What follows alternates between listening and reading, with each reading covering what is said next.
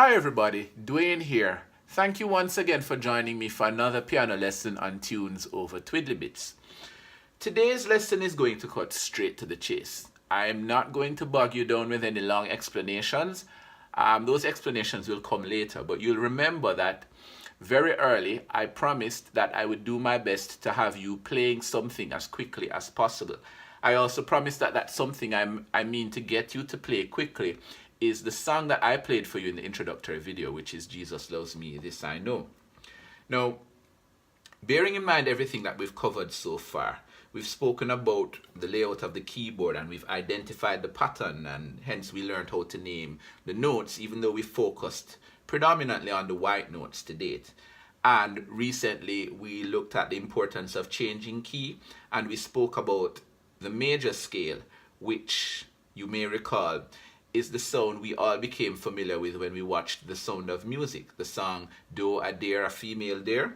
So that's the sound that we're working with, but with a specific focus on that sound starting on the note C, which therefore means we're working in the context of C major, the scale or the key starting on the note C. And to that end, you will see that I've numbered the notes with C being 1 going straight up to 8 to show you that the C major scale, or so the theory tells us, has 8 notes. Now, that said, I'm just going to jump right in and give you the 3 chords that you need to be able to play Jesus Loves Me, This I Know. Now, before I do that, let me be clear. Again, I'm giving you the tools to be able to play a basic accompaniment, not for you to be able to play Jesus Loves Me carrying the melody with the piano. For this to work, you will have to sing or hum the melody yourself, the tune, so you will know what the tune sounds like. If you don't, then it's easy to find. I'm taking it for granted that this is a song that you know, but if you don't, there's several renditions of it on YouTube, and you can look in your hymnal and so on. But once you know the tune, it will be, for the purposes of this exercise, for you to sing the tune and play the chords at appropriate places in the song just to provide an accompaniment. Later on, I will show you how to move those 3 chords around so that you can use them to play the actual melody, but that is for a later time. So let's focus now on the chords that we need. Here they are. You're looking to build what is called a tonic triad, meaning a chord that has 3 notes. You're looking to build a tonic triad on each of the following notes. The first note, which again in the context of C major obviously is C. The 4th note, which in the context of C major is F. And the 5th note, which in the context of C major is G. And you're looking to build tonic triads on those 3 notes. So what are the notes for each chord? For C, it's very easy because these numbers relate to C itself, C being 1.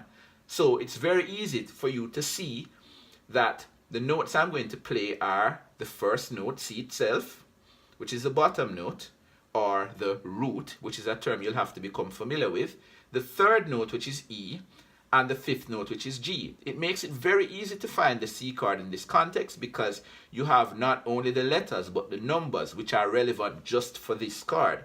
So what you want are the 1st note, the 3rd note, and the 5th note. To spell it, it would be C, E, G. So those 3 notes make up the C chord or the C major tonic triad. Moving on, we move to the 4th note, which is F. And bear in mind now that the letters are irrelevant. The numbers are irrelevant. Once we have found F as the 4th note in the C major scale, these numbers no longer help us because these numbers are specific to the C major scale. When you found F and you want to build a tonic triad on it, which is the equivalent chord to the one we played in C, F is not the 4th note of its own scale. Just like C, F would be the 1st note of its own scale. So if we were to have numbers when trying to find the F tonic triad, we would need to have numbered F as 1. But we haven't done that right now. So I'm asking you now, once we've found F as the 4th note of C, please forget the numbers and focus just on the letters. So I can tell you now, to spell the F triad or the F tonic triad, these are the notes that you need. F, A, and C. I'll sound them together for you. and that is the F major tonic triad, or the F chord, to put it more simply. Then lastly, we need to build a tonic triad on the 5th note of the C major scale, which, as you can clearly see here, is G, the 5th note of the C major scale. So again, as with F, having found G as the 5th note of the C major scale, we then forget about the numbers that are stuck onto the notes here, and we only look at the letters. So we can spell the G major tonic triad, and it is spelled as follows: G, B, and D. So here it is. I'll sound them together. This is what it sounds like. Now please note that these chords are all equivalent. They're the same chord, built in the same way, but just replicated at different pitches. You'll recall in a recent lesson that we spoke about the importance of changing key, and the fact that we can reproduce the do, re, mi, fa, sol, la, ti, do sound starting on any of the 12 notes in the pattern, or any of the 12 notes anywhere on the piano. So when I say the equivalent chord, they're stacked the same way. Each of the notes have the same distance between them. Each of the notes in each of the chords have the same distance between them. Or to put it another way, when you look at the distance between the C and the E, and then the E and the G in the C chord, the distance is equivalent between the F and the A, and then the A and the C when you play the F chord. And likewise for the G chord, the notes are all equidistant, is what I'm saying. So you get the equivalent chord at the equivalent sound at different pitches. So those three almost identical, pretty much identical chords, but for the fact that they're on different frequencies, are the 3 chords that you need to play this song. So I'll just give you a quick recap of the chords. Here they are: the C chord, spelled C-E-G, the F chord, spelled F-A-C, and the G chord, spelled G-B-D. Now, before we meet again, I'll ask that you spend some time just familiarizing yourself with the feel of these chords more than the sound of them.